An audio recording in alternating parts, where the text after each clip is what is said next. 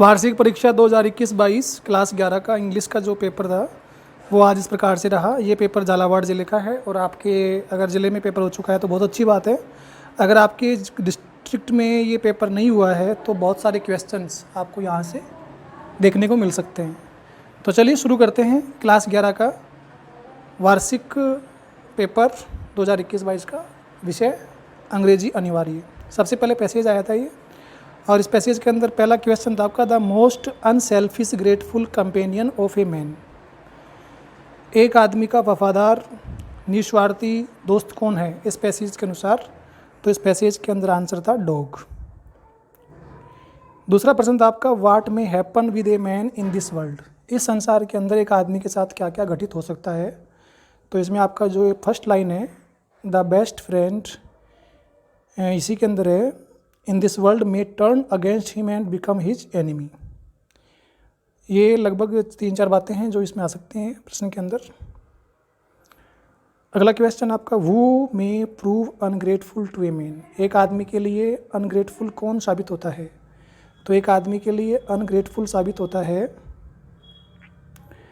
यहाँ पर इसका आंसर है आपका अनग्रेटफुल के अंदर ये रहा, अनग्रेटफुल।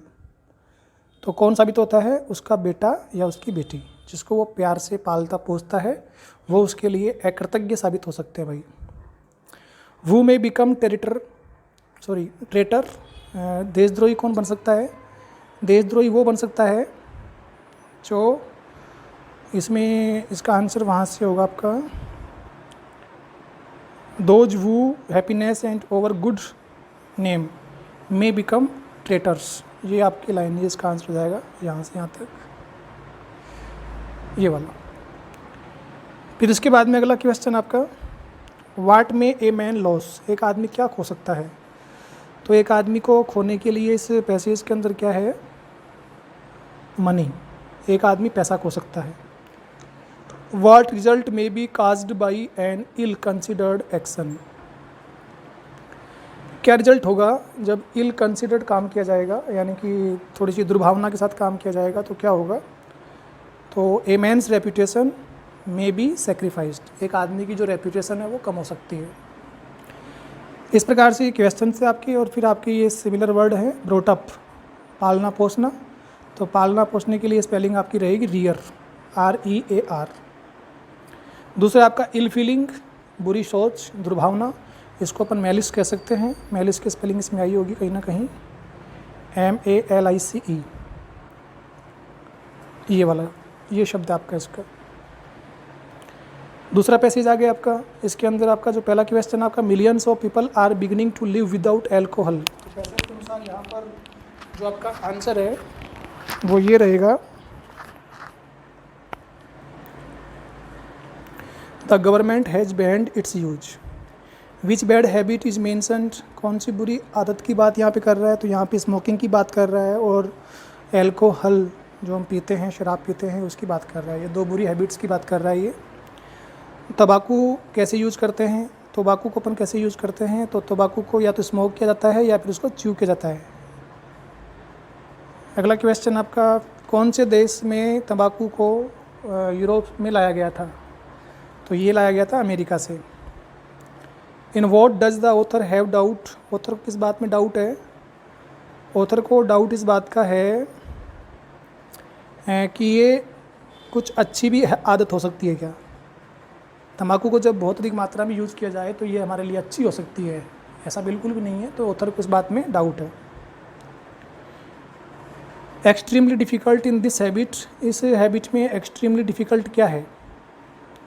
इसमें डिफ़िकल्ट ये है कि हम इससे गेट रीड ऑफ नहीं कर सकते, यानी कि इस आदत से हम छुटकारा प्राप्त नहीं कर पाते। फिर आपके ये अपोजिट वर्ड्स हैं। वॉर्म शब्द है, इसका ये वॉर्म गलत है, यहाँ पे वॉर्म है WARM, जिसका होता है कूल, और ईजी का हो जाएगा डिफ़िकल्ट। सेक्शन बी के अंदर आपका ये विलेज फेयर का निबंध था।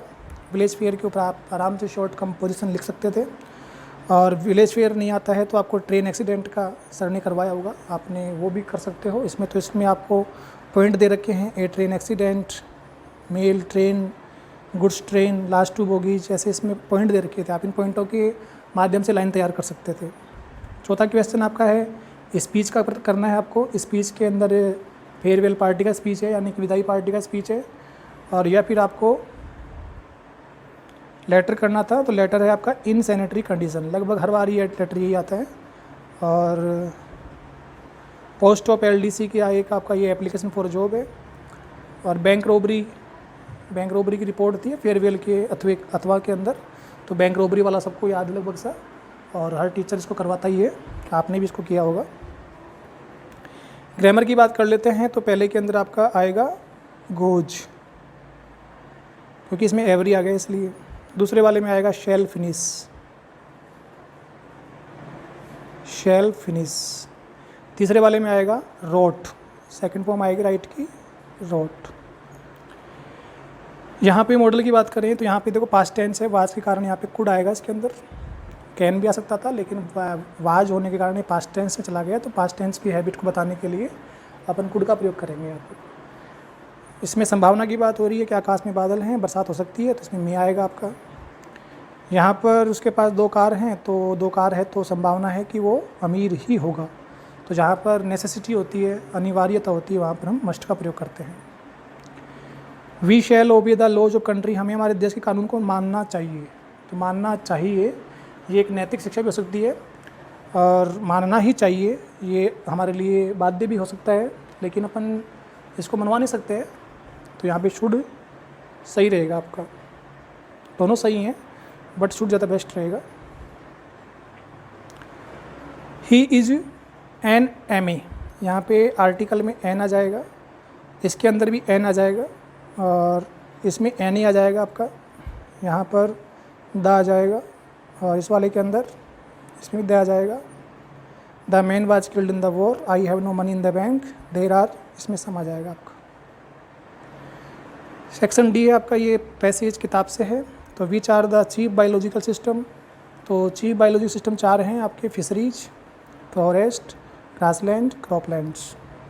How are this system important, ये महत्वपूर्ण क्यों हैं? क्योंकि ये हमारे लिए रॉ मटेरियल देते हैं इंडस्ट्री के लिए, और मिनरल्स देते हैं, पेट्रोलियम डेरिव्ड सिंथेटिक्स इनसे उपलब्ध होता है, तो इसलिए हमारे लिए इम्पोर्टेंट है।